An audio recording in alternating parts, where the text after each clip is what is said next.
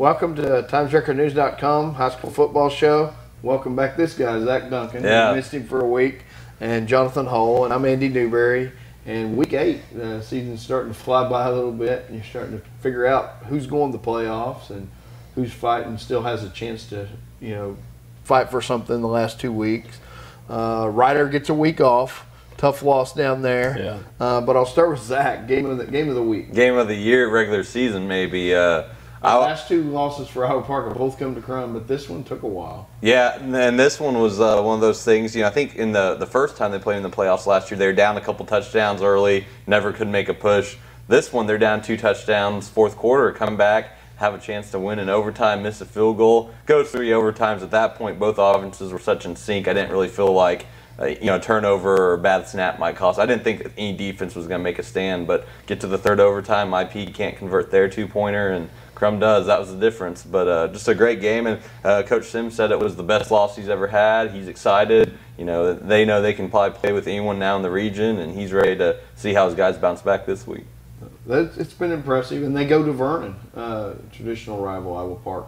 It's a total trap game. It's a big game. It's a total trap game because Vernon's had 2 weeks off. They were the bye team last week. Vernon has some skill. They play defense. Yeah, Vernon's a good defensive team. Iowa Park, that was a mentally and physically exhausting game the other night. I think there were like 140 plays run, So I still think Iowa Park wins this week. I think they have too much offensive talent. But if that game's close in the third, fourth quarter, it wouldn't surprise me a bit. Looking at your game, and if you want to keep up with high school football in Wichita Falls, you've got to check out Jonathan Hull's podcast. He does a great job with the city coaches each week.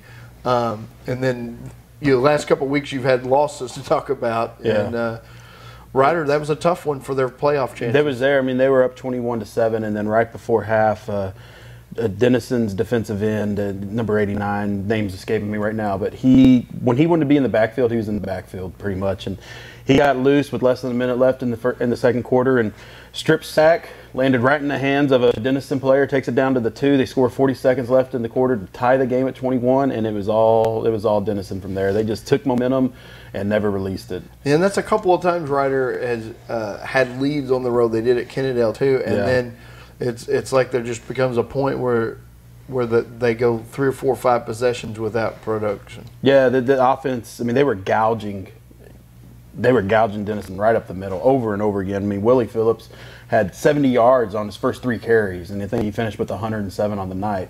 So it was just all of a sudden that stopped. It just wasn't there anymore. It wasn't available, and they couldn't adjust to it, to whatever Denison did. And Denison's defensive line, I mean, give them some credit, and they really stepped up from getting trashed early to just not giving up anything late. Yeah, and Ryder's still a playoff team, but the bad thing is for them is unless something breaks their way, Aledo is looming in that first round. Yeah, and Aledo is one of the 2 or 3 best teams in the state. And they need just a little bit of help right now to get to the playoff team as well. But they could get Denison still got to play Denton, they still got to play Sherman, they still got to play Denton Ryan. So Denison still got some really tough teams on their schedule. Ryder's got Denton and Denton Ryan on the schedule. So, but it's still possible for you to get that number 1 seed. But right now, no, Denison's got control of that. They're the ones that can go in there and take and get that, avoid Aledo in the first round of the playoffs. And I mean, that's really what you want to do if you're going to go Division II. And you don't want to face Aledo in the first round. You want to face them maybe in the 4th round. The first round, you prefer not to.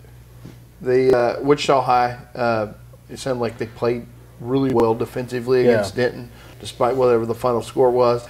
They've really had trouble with that center snap, and that seems like it's derailed stuff. But getting Stephen Gaines back, and I think the momentum of how well they played Denton, I think they go get a win tonight, on Friday night. Yeah, Stephen Gaines, of course, moved to quarterback with the injury to Cornelius Phillips. They moved him to quarterback. Sounds like he threw the ball pretty well. I haven't seen anything, but from everything I've heard, he threw the ball pretty well. He did have 2 interceptions. I think in the first half, he was 4 of 7 with like 50-something yards throwing the ball. So you'll take that from a guy that's a running back, and he finished with 150 yards rushing. So I mean, he's still running the ball real well. Had 2 long touchdowns.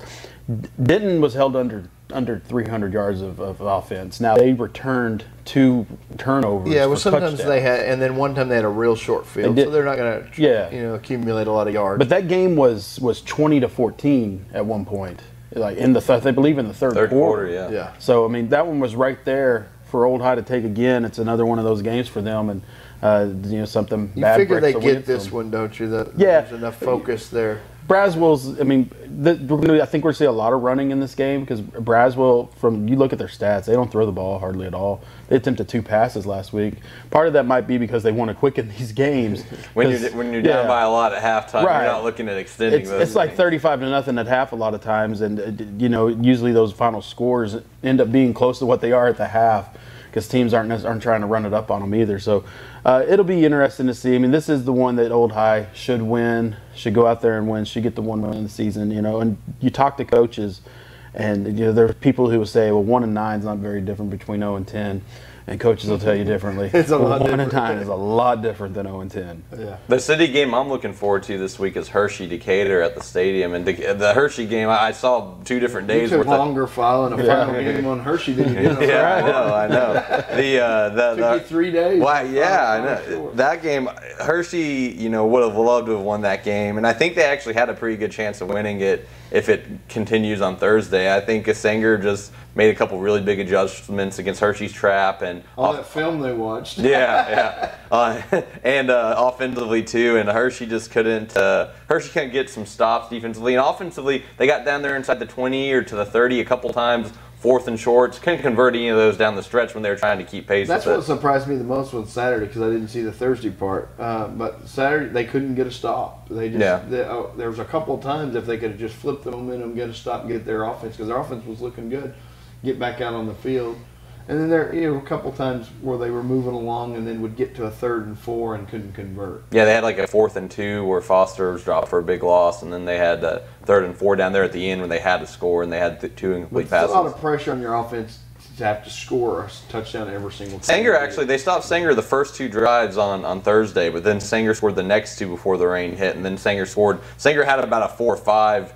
5 out of 6 drives over the course of those days. Yeah, so Sanger's offense is really good, though. We knew that. Decatur's offense is really good. We know that. It's going to be another situation where there's going to be a lot of pressure on Hershey to score. They're going to, and they got a record-setting passing game out of Martez Varane. They finally saw their passing game come to fruition on Thursday/Saturday, and that part of it looked good. They hadn't had that. That's been a work in progress for Hershey for what seems like forever. And against this season, and this is how highly athletic, skilled high school football teams, you get a lot of 45-40 or 40-34 games.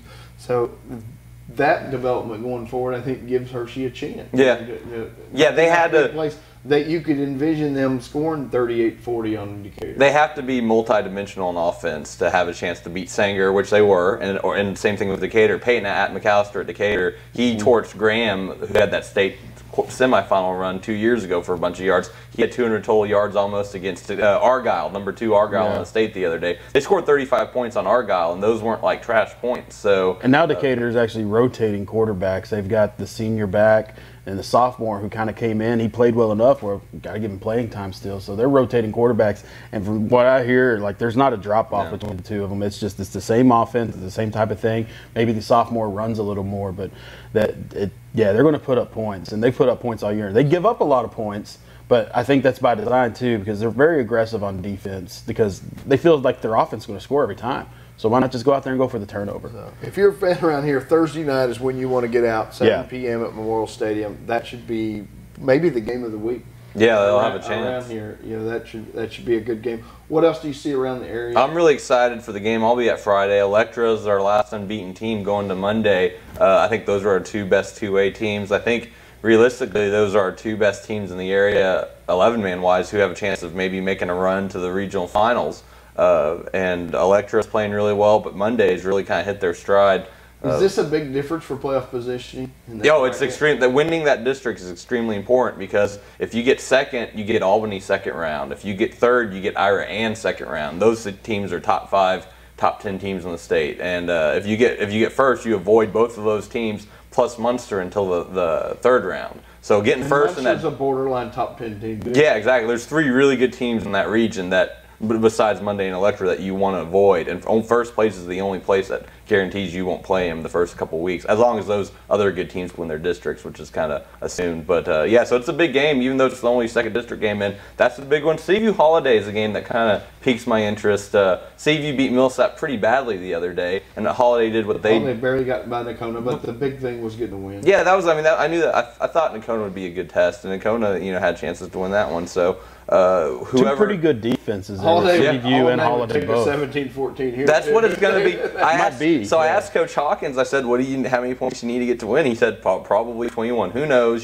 Some things could change." And that's what Coach Keck told me when I asked him yesterday about it too. He said, "We thought if we could get to 21, we would have won, and they would have. That was an 18-13 loss they had." And so Seaview's defense hasn't played Iowa Park or Bowie, teams like that, but they're allowing 15 points. I think Holiday's allowing 19 points. I think 20 points wins this game, and that's the big thing with Seaview this year is they're playing a lot better defense. Anything change a lot with Quanah beating Petrolia for you? Yeah, I think so, because now I kind of thought Quanah might make that 4th spot.